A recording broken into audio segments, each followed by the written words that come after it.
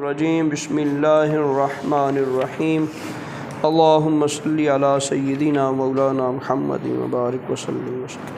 کہاں سے پڑھنا ہے آج؟ وتر کی نماز۔ ہاں جی وتر کی نماز پڑھتے ہیں جی۔ وتر کی نماز پڑھنا واجب ہے، ٹھیک ہے، فرض سے نیچے والا درجہ اور سنت مؤکدہ سے اوپر والا درجہ، یعنی یہی کہہ رہے ہیں عمومی طور پہ یہ فرض کے ذمہ میں آتا ہے۔ جو فرض کے مسائل ہوتے ہیں نا جی، عمومی طور پہ وہ اسی کی ہوتے ہیں، صرف سمجھانے کے لیے، فرق ہے ویسے لیکن یہ عمومی طور پہ فرض کے ذمہ میں آتا ہے۔ اگر کسی وجہ سے وقت میں وتر نہیں پڑھا تو قضا واجب ہے، سنت کی قضا کوئی نہیں ہوتی، فرض کی قضا ہوتی ہے۔ اس لیے میں نے بولا کہ اس کے عام طور پہ مسائل فرض والے ہوتے ہیں، فرض کی بھی قضا ہوتی ہے، وتر کی بھی قضا ہوتی ہے جی۔ آگے وتر کی نماز کی 3 رکعتیں ہیں، ایک سلام سے مثل مغرب، ٹھیک ہے، مغرب کی طرح ایک سلام سے۔ باقی مختلف آپ کو یہ یوٹیوب کے اوپر بھی چیزیں ملیں گی، طرح طرح کے مسئلے ملیں گے، دلائل سے یہی بات ثابت ہے، دلائل سے زیادہ پختہ جو دلائل ہیں وہ اسی طرف، ہمارے جو ائمہ گئے وہ اسی چیز کی طرف گئے کہ مغرب کی طرح۔ بعض روایتیں ہمیں ایسی بھی ملتی ہیں 1 رکعت کی، بعض روایتیں ایسی بھی ہیں کہ 2 رکعت پڑھ لی، پوری سلام پھیر لیا اور 1 کھڑے ہو کے پھر پڑھ لی، ٹھیک ہے، مختلف قسم کے ہمیں طریقے ملتے ہیں، لیکن ہمارے ہاں جو ہمارے اماموں کے نزدیک سب سے معتبر اور حدیث کے جو زیادہ قریب ترین طریقہ ہے وہ کون سا ہے؟ ہاں، مغرب کی مثل۔ اس میں پہلا قاعدہ واجب ہے، یعنی 2 رکعت پر بیٹھے اور صرف تشہد التحیات پڑھ کر تیسری رکعت کے لیے کھڑا ہو جائے۔ تیسری رکعت میں بھی الحمد شریف اور سورہ پڑھے، اور تیسری رکعت میں سورہ پڑھنے کے بعد دونوں ہاتھ اٹھا کر کانوں کی لو تک لے جائے اور اللہ اکبر کہہ کر پھر ہاتھ باندھ لے اور دعائے قنوت پڑھے۔ جب دعائے قنوت پڑھ چکے تو اللہ اکبر کہہ کر رکوع کرے اور باقی نماز عمومی نمازوں کی طرح پوری کر لے، یعنی جس طرح ہم عام طور پہ ہم وتر پڑھتے ہیں۔ اچھا، اب نیا پھر بعض لوگوں نے ٹوٹکا شروع کر دیا کہ دعائے قنوت یہ جو روایت میں آئی اس کا ذکر ہی کوئی نہیں، یہ پیدل خبریں ہوتی ہیں عام طور پہ نا۔ ہمارے لوگ، بعض بندے کہتے ہیں جھوٹ بولو نا تو اتنا ڈھٹائی سے جھوٹ بولو، اتنا پختہ کر کے جھوٹ بولو کہ بندے کو لگے کہ یار یہ بندہ بڑا سچا ہے۔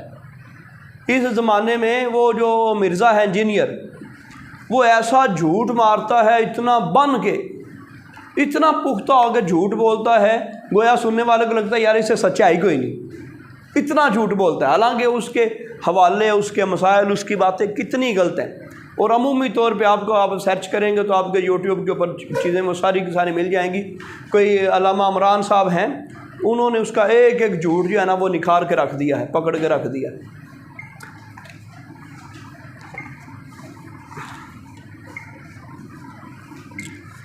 دعائے قنوت پڑھنا واجب ہے، دعائے قنوت پڑھنا واجب ہے جی، اور اس میں کسی خاص دعا کا پڑھنا واجب نہیں، البتہ بہتر وہ دعائیں ہیں جو حدیثوں میں آئیں۔ سب سے زیادہ مشہور دعا یہ ہے دعائے قنوت کے لیے، ٹھیک ہے، کوئی بھی ایسی دعا جو قرآن و حدیث میں موجود ہے جس میں اللہ تبارک و تعالیٰ سے ڈرنے کا ذکر ہو، عذاب کا ذکر ہو، مغفرت کا ذکر ہو، بخشش کا ذکر ہو، وہ دعا کی جا سکتی ہے۔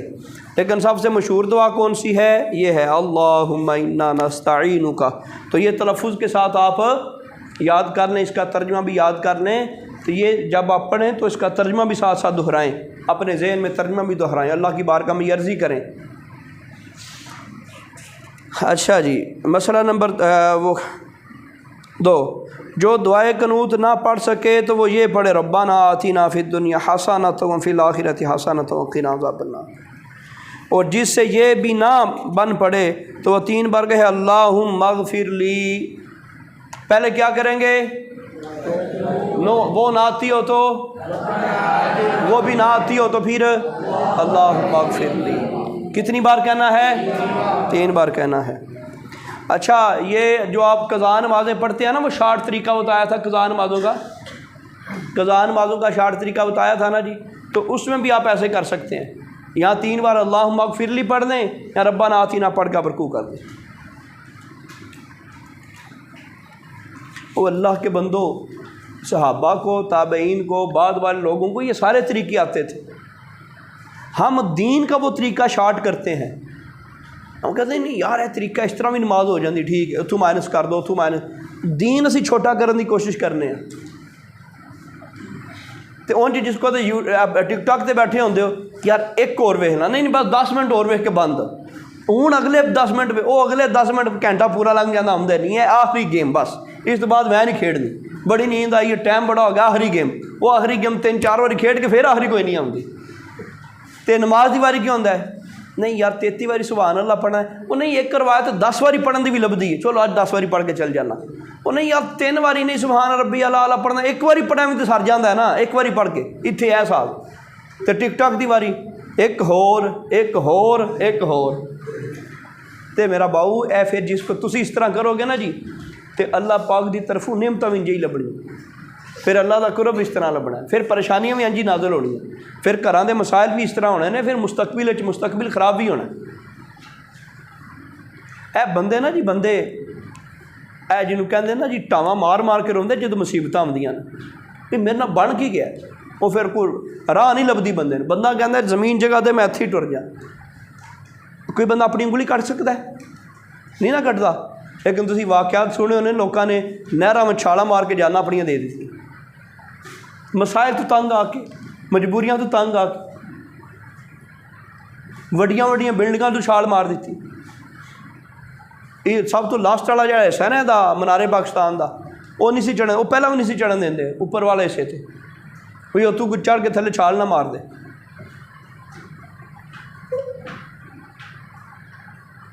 یہ موٹر وے تے تسی دیکھو نا جی اتنے باڑ لگی ہوندی، تھلے بھی لگی ہوندی، لیکن جتوں نہر دا پول آਉਂدا اتنے وہ بالکل باڑ لا دیندے، نہیں اتنے تو باڑ لان دی لوڑ ہی کوئی نہیں، بھی تھلے نہر ہے، تھلے نہر ہے تے اتنے جالی لگی انہیں کتنے جانا ہے، وہ بھی ایک آپشن ہوتا بھی کہ چھال مار کے نہر جان نہ دے دے۔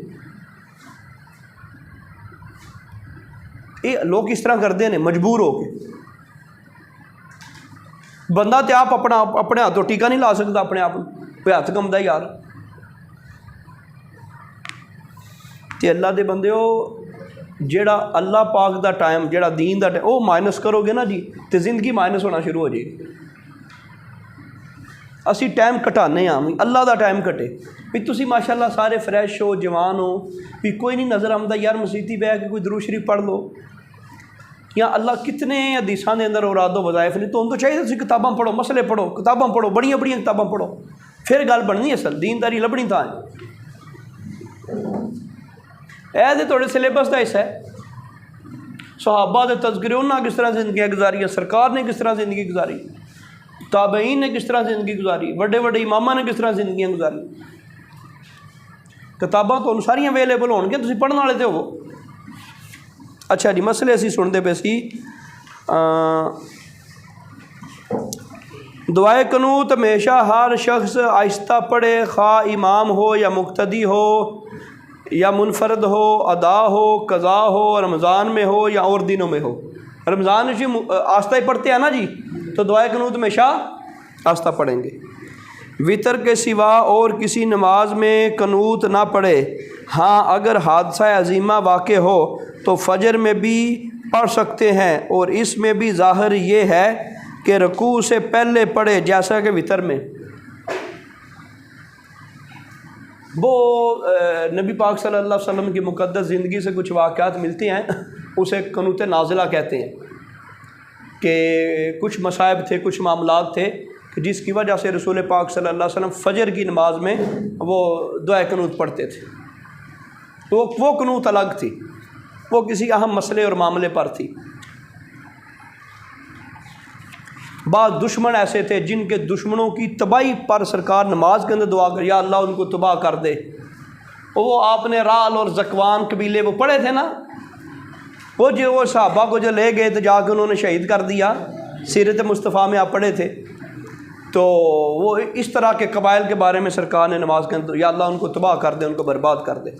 جس طرح کہ یہ فلسطین کا معاملہ بڑا ہو گیا، تو اس طرح کا اگر اہم معاملہ ہے تو لوگ فجر کی نماز میں عربی زبان کے اندر ہی دعائیں کر سکتے ہیں، جس طرح وطر میں ہوتے یا اللہ ان کو بچا لے، ان کی حفاظت فرما، لیکن یہ اردو میں نہیں، عربی میں۔ تو وہ یہ مسئلہ یہاں بیان کر رہے ہیں۔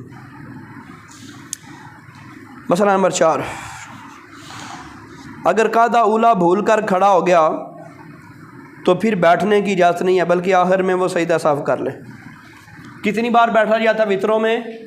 2 بار۔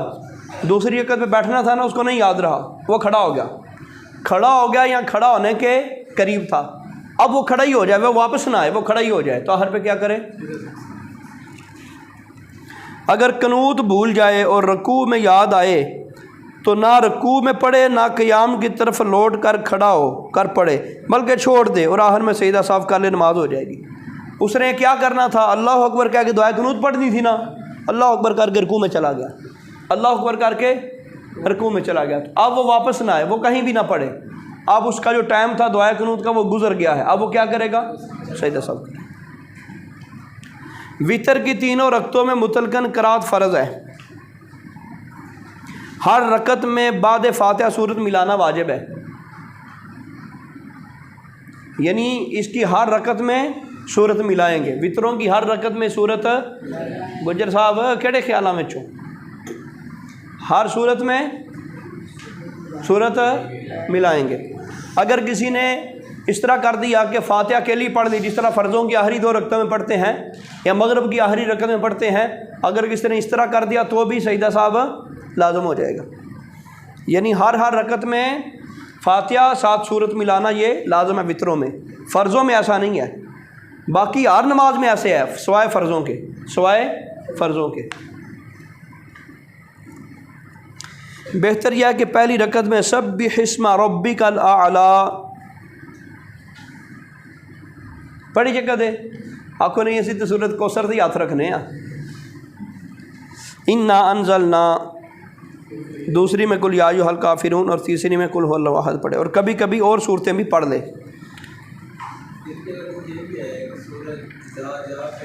ہاں جی اس کا بھی اس کی روایت ہے، اذا جاء تبت یدا اور قل ھو اللہ احد۔ وطر کی نماز بیٹھ کر یا سواری پر بغیر عذر کے نہیں پڑھ سکتا، اگر تو کوئی سخت عذر ہے، وہ جو پیچھے ہم نے پڑھا تھا کہ وہ نیچے اتر ہی نہیں سکتا، نماز کا ٹائم ختم ہو جائے گا، تو پھر وہ سواری پر پڑھ لے گا، لیکن بعد میں اس کی قضا و ٹھہرائے گا۔ صاحب ترتیب کے لیے اگر یہ یاد ہے کہ نماز وطر نہیں پڑھی اور وقت میں گنجائش بھی ہے تو فجر کی نماز فاسد ہے، خاص شروع سے پہلے یاد آئے یا بیچ میں یاد آ جائے۔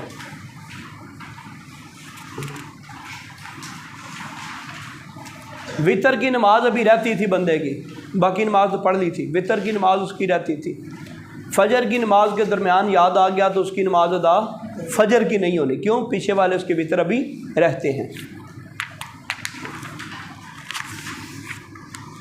وطر کی نماز کب جماعت سے ہو سکتی ہے؟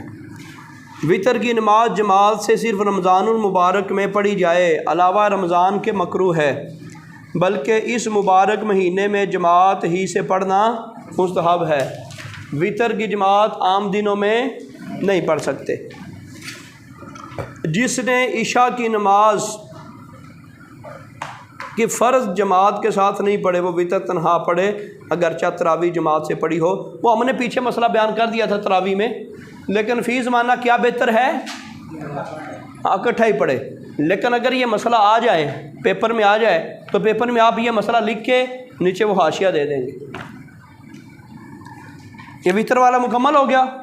وطروں کے سلسلے میں کوئی چیز آپ کے ذہن میں ہو؟ یہ مسجد والا پڑھ دیا تھا ہم نے، اب تو یہ کتاب پھر الٹ ہو جائے گی، اس کا مطلب ہے۔ اچھا مسجد والا، اب پھر پیچھے جائیں، ہم پیچھے کہاں سے شروع کریں؟ کوئی چھوٹا سا ٹاپک پڑھ لیں، 7 منٹ رہ گئے ہیں۔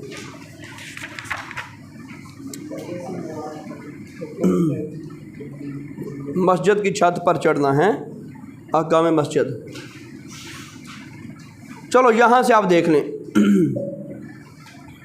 مسجد کی چھت پر نماز پڑھنا مکروہ ہے۔ یہ تو مسجد کے مثال کے ساتھ ویسے لگانا چاہیے تھا، نہیں وہ نیچے سے پڑھے تھے، ہم نے احکام مسجد سے پڑھے تھے۔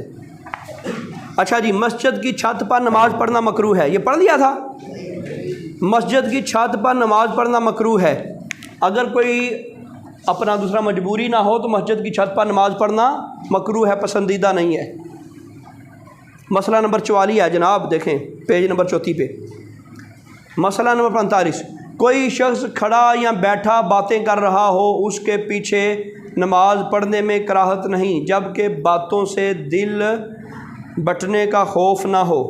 ठीक है, कोई शख्स खड़ा या बैठा बातें कर रहा है तो उसके पीछे नमाज पढ़ सकते हैं, उसकी ओर में नमाज पढ़ी जा सकती है, जबकि उसका मुंह दूसरी तरफ हो, जबकि मुंह उसका दूसरी तरफ हो। यदि उसका मुंह भी किबला को हो तो आपका यानी उसकी पुश्त आपको नज़र आ रही हो तो मुंह आपकी तरफ ना वो करके बैठा हो। मुसहफ शरीफ और तलवार के पीछे और सोने वाले के पीछे नमाज मकरूह नहीं। ठीक है, मुसहफ शरीफ कुरान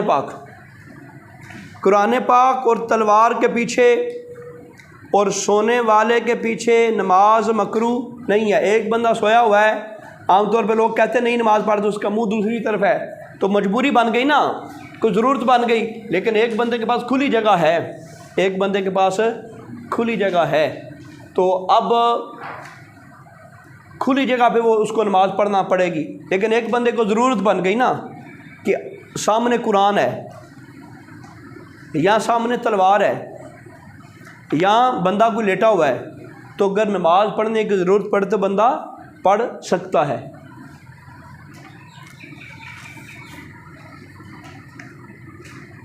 अच्छा जी, आगे चलती आग ये पढ़ना है। जलती आग नमाजी के आगे होना बायसे कराहत है। बंदा लेटा हो, मुंह उसका दूसरी तरफ है तो नमाज पढ़ सकते हैं। आगे आग जल रही है तो नमाज नहीं पढ़ सकते। क्यों नहीं पढ़ सकते जी? बाज़ कौमें आग को सजदा करती थीं, कहीं किसी बंदे के ये ज़हन में ना जाए कि ये लोग भी आग की पूजा करने वाले हैं। ठीक है, शमा या चिराग में कराहत नहीं है। छोटी सी कोई अपना लालटेन जल रही है, शमा वो बत्तियां का पता जी बल्दियां होंदियां सी पुराने ज़माने तो उसमें भी आग होती थी, उसमें भी इसी तरह दिया, उसमें भी आग है थोड़ी सी, तो उस आग का मसला नहीं है। लेकिन अगर वैसे आग ज़्यादा जल रही है तो उस आग के सामने फिर नमाज पढ़ना मकरूह है। अगर कोई पढ़ेगा आदात हो जाएगी, लेकिन नापसंदीदा है। बगैर उज़र हाथ से मक्खी मच्छर उड़ाना मकरूह है। अगर तो कोई उज़र बन गया कि आपका ज़हम है यहाँ पे और मक्खी वहाँ बैठती है नमाज में, आपको पता है कि यहाँ बैठेगी तो मेरे ज़हम को ख़राब कर देगी, अब तो मजबूरी होगी उठाना। बग़ैर वजह के वैसे ही बंदा कभी यहाँ खुल जाए, कभी मच्छर को उठाए, कभी मक्खी को करे, कोई करे नमाज में, ये मकरूह है। बग़ैर किसी ख़ास वजह के हाथ नहीं हिलाने चाहिए, नमाज पढ़ते रहने चाहिए। मक्खी ऐसी है जो बार बार तंग कर रही है, आपकी तवज्जो नमाज से हट के उधर जा रही है, तो फिर आप उड़ा सकते हैं। मच्छर बैठा है, मक्खी बैठी है, आपको परवाह ही कोई नहीं, आप पढ़ते जाए नमाज। ऐसी चीज़ के सामने जो दिल को मशगूल रखे नमाज मकरूह है। मसलन जीनत, लहू लाभ वगैरह। सामने जो है ना वो बच्चे प्ले ग्राउंड है, खेल रहे हैं या बंदे लड़ रहे हैं, ये नमाज पढ़ रहे हैं, अब देखें तवज्जो जाएगी ना उधर, तवज्जो जाएगी ना, तो इस तरह के मामले में नमाज पढ़ना भी मकरूह है। या किसी मस्जिद में है तो मस्जिद में बड़ी खूबसूरत मस्जिद है, पहली बार इसने देखी है, बड़ी खूबसूरत है, तो अब बार बार उसकी जीनत है, जीनत कहते हैं हुस्न को, खूबसूरती को, तो बार बार उसकी खूबसूरती की तरफ इसकी निगाह जाएगी, तवज्जो जाएगी, अब दिल फिर बटाना नमाज से, तो ये नमाज इस तरह पढ़नी मकरूह है। इसलिए कहा जाता है मस्जिदें सादा होनी चाहिए, बहुत ज़्यादा हसीन नहीं होनी चाहिए कि नमाजियों की तवज्जो भी उधर ही रहेगी। जो चीज़ भी नमाज से तवज्जो हटाने का ज़रिया बने, उससे फारिग होकर नमाज पढ़नी चाहिए। एक बंदे को बहुत ज़्यादा जो है वो ज़रूरत है पेशाब की, पहाने की या हवा खारिज करने की, बंदा लालच कर गया, वो कहता है नहीं नहीं मुझे दोबारा फिर वज़ू करना पड़ेगा, मैं इसी तरह नमाज पढ़ लूँ, ये मकरूह है। क्यों मकरूह है? इसकी तो जो उधर जाएगी, हवा ना हारज हो जाए, हवा ना हारज हो जाए। تو اس لیے وہ جو روایت بیان کی جاتی ہے نا، بندے کو شدید بھوک لگی ہو، کھانا حاضر ہو، تو بندہ پہلے کھانا کھائے اور پھر نماز پڑھے، اس کی وجہ کیا ہے؟ اس کی وجہ بھی یہی ہے کہ توجہ جائے گی کھانے کی طرف. ٹھیک ہے، تسی دیکھیا نہیں اسی تمہیں پہلا چاول کھوا دینے ہیں، بعد نماز پڑھانے ہیں. بھی تسی نہ آکھو رات دا میسج آیا ٹفن نہیں لے کے آنا ہے، وہ ٹفن نہیں لے کے آنا تو پتہ نہیں اج لبنا کی ہے. پہلے ہی پھر تمہیں لنگر لنگر کروا دیتا ہے. بھائی نماز سوچتے نہ رہن یار اج پتہ نہیں منو جو ہے لیگ پیس لبنا ہے کہ منو کوئی اور پیس لبنا ہے. اچھا جی،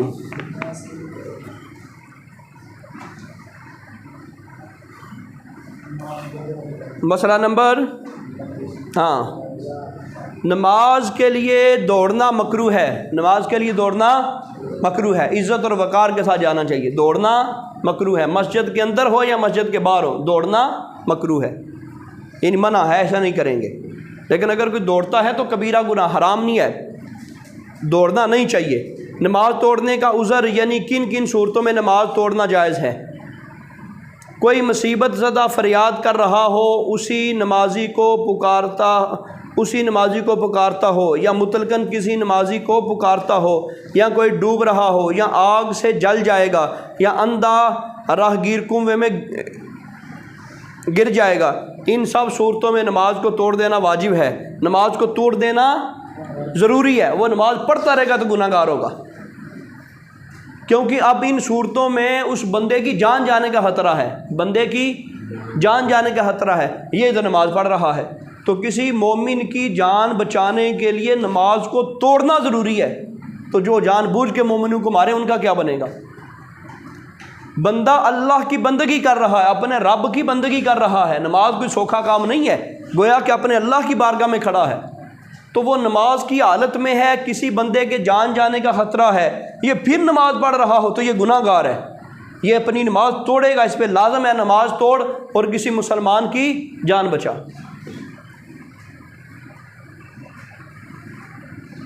جب کہ یہ نمازی اس کے بچانے کی قدرت رکھتا ہو، نمازی بچانے کی طاقت رکھتا ہو. اگر بچانے کی طاقت نہیں نا اس کو پتہ ہے میں بچا ہی نہیں سکتا، یہ جو معاملہ بن گیا نا میں بچا ہی نہیں سکتا، تو اب توڑ دے تو پھر بھی اس کے لیے بہتر ہے، توڑ دے، لیکن واجب نہیں رہے گا.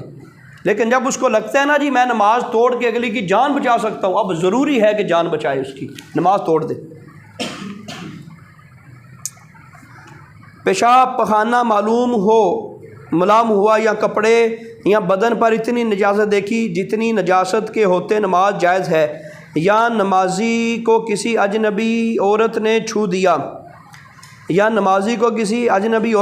دیا تو ان تینوں صورتوں میں نماز توڑ دینا مستحب ہے، جبکہ جماعت کا وقت نہ جاتا رہا. اور پیشاب پخانہ جب بہت زور کیے ہو تو جماعت چھوٹ جانے کا بھی خیال نہ کرے، ہاں وقت جانے کا خیال کرے.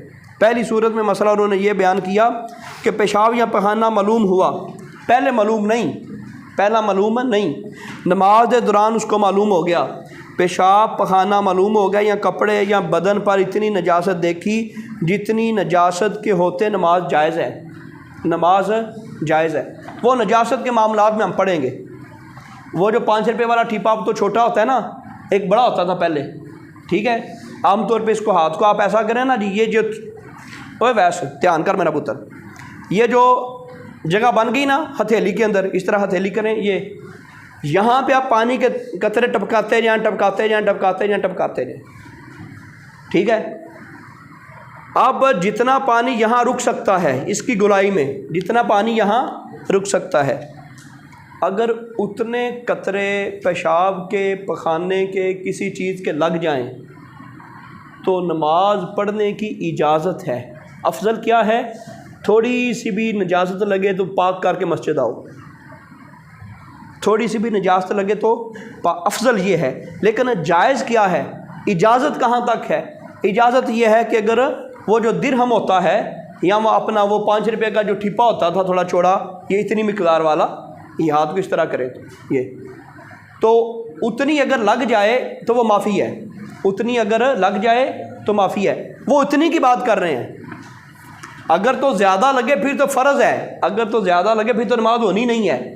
جتنی سے نماز ہونا جائز ہے، جتنی نجاست سے نماز ہونا جائز ہے، اتنی نجاست اس نے دیکھی نماز کی حالت میں کہ یار اتنی نجاست لگی ہوئی ہے، اتنی نجاست لگی ہوئی ہے۔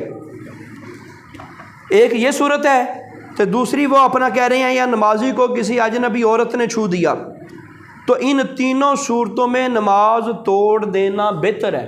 اگر وہ نہیں نہ توڑتا، نماز پڑھتا ہے تو نماز ہو جائے گی، اگر وہ نماز نہیں نہ توڑتا تو نماز ہو جائے گی۔ اچھا، یہ بعض اماموں کے نزدیک یہ ہے کہ اجنبی عورت چھوے نا بندے کو تو وضو ٹوٹ جاتا ہے، وہ احتیاط کے طور پہ کہہ دیا انہوں نے۔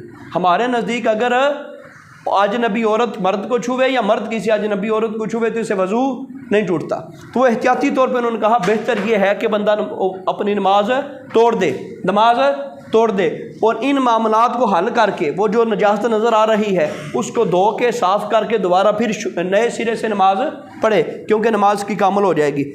جب کہ جماعت کا وقت نہ جاتا ہو، جماعت اگر گزر جائے، اوے اللہ رکھا کیا کرتے ہو یار،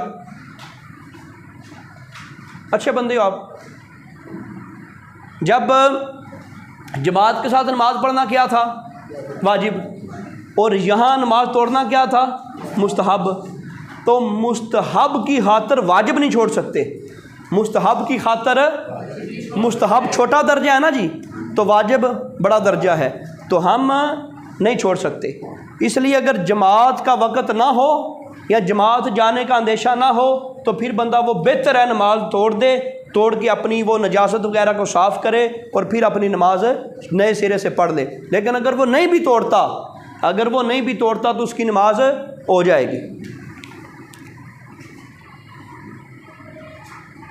جماعت کا وقت، اچھا، پیشاب پخانہ بہت زور کیے ہوئے ہو تو جماعت چھوٹ جانے کا بھی خیال نہ کرے۔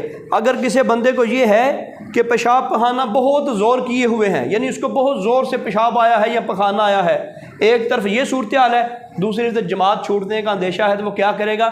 پہلے پیشاب پخانے کو وہ واش روم سے ہو کے آ کے وضو کر کے پھر جائے گا، جماعت جاتی ہے تو جاتی رہے۔ پہلے مسئلے میں کیا تھا؟ جماعت کا خیال رکھنا ہے، اب اس مسئلے میں کیا ہے؟ جماعت کا خیال نہیں رکھنا۔ ہو سکتا ہے یہ نماز شروع کرے تو مسجد کو بھی خراب کرے گا، اپنے آپ کو بھی خراب کرے گا، اس لیے ضروری ہے کہ پہلے یہ قضائے حاجت وغیرہ کر کے تو پھر نماز جماعت کے ساتھ پڑھے۔ ہاں، وقت جانے کا خیال کیا جائے گا۔ اگر کسی بندے کو یہ لگتا ہے نا جی ظہر کا ٹائم ہی ختم ہو جائے گا، 5 منٹ باقی ہیں، ظہر کا ٹائم ہی ختم ہو جائے گا اور مجھے زور سے پیشاب آیا ہوا ہے، اب میں کیا کروں؟ اب وہ کیا کرے گا؟ اسی ساتھ وضو نماز پڑھ لے گا۔ اگر وضو کرنے گیا تو کیا ہوگا؟ پیچھے نماز کا ٹائم ہی گزر جانا ہے۔ تو نماز وقت کے اندر پڑھنا فرض ہے۔ یہاں اس کو کچھ نہ کچھ گنجائش مل رہی ہے کہ یار مجھے ہو سکتا ہے کہ میں تھوڑا کنٹرول کر کے اپنے اوپر ضبط کر کے روک کے نماز کو پورا کر لوں گا، تو وہ اگر وقت جا رہا ہو نماز کا تو پھر وہ بندہ اسی طرح نماز پڑھ لے گا۔ لیکن اگر جماعت ہو تو پھر وہ جماعت کو چھوڑ دے گا، واش روم ہو کے آئے گا۔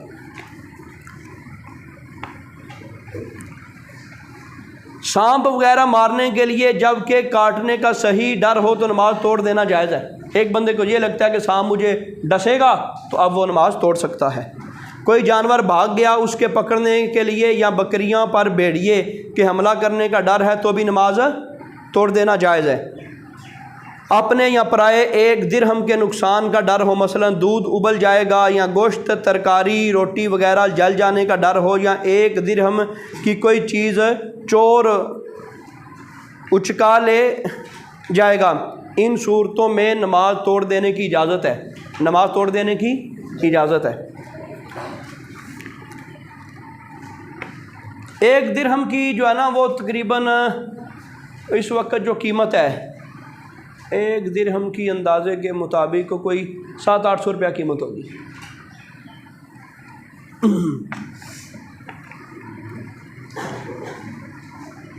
اگر نفل نماز میں ہو اور ماں باپ، دادی دادا وغیرہ اصول پکاریں، یہ کیا ہے اصول؟ ایک ہوتا ہے اصول، ایک ہوتا ہے فرو۔ ان کا لغوی معنی کیا ہے؟ اصول کا لغوی معنی ہے اصل، بنیاد، اور فرو کا مطلب ہوتا ہے شاخیں۔ انسان جن سے پیدا ہوا ہے وہ ہیں اصول، انسان سے جو پیدا ہوئے ہیں وہ ہیں فرو، ٹھیک ہے؟ تہاڈا ماں پیو، دادی دادا، نانی نانا، اوپر جتنے بھی ان کے والدین ہیں وہ سارے ہیں اصول. آگے آپ کی جو اولادیں ہوگی وہ ہیں فروع. ہیں فروع، وہ آگے ہے مارک فا را واو عین، فروع. اصول تو لکھا ہوا ہے نا جی، تو یہ ہوتا ہے فروع. فروع ٹھیک ہے. انسان جن سے پیدا ہوا ہے وہ ہے اصول، انسان سے جو پیدا ہوئے ہیں وہ فروع. تو وہ کہہ رہے ہیں اگر نفل نماز میں ہو اور ماں باپ، دادا دادی، نانا نانی، اصول یعنی جتنے بھی اوپر تک اس کے ماں باپ بنتے ہیں، اصول پکاریں اور ان کو اس کا نماز میں ہونا معلوم نہ ہو، ان کو نماز میں ہونا معلوم نہ ہو تو نماز توڑ دے اور جواب دے دے. فرض نماز میں نہیں کر سکتا، سنت موقدہ میں نہیں کر سکتا، واجب میں نہیں کر سکتا، ٹھیک ہے. نفلوں کے اندر بشرطے کہ ان کو معلوم نہ ہو. اگر ان کو معلوم ہے کہ یہ نماز پڑھ رہا ہے، ہاں نفل ہی ہے، اگر ان کو پتہ ہے یہ نماز پڑھ رہا ہے تو وہ بلائیں تو ان کی بات نہیں سنی جائے گی، کیونکہ اللہ کی نماز کو توڑنا بھی آسان کام نہیں ہے. ہاں اگر ان کو کوئی شدید مجبوری بن گئی نماز کی حالت میں، کوئی دل کا مریض ہے تو اس کو وہ ایک گولی اس نے رکھنی ہوتی زبان کے نیچے، تو آپ کو لگے کہ یہ تو پہلے زیادہ سیریس مسئلہ ہے، اب نماز توڑیں گے. چلو احکام مسجد پھر آگے شروع ہو گیا، ٹھیک ہے. احکام مسجد ہم نے کل پڑھ لیے تھے.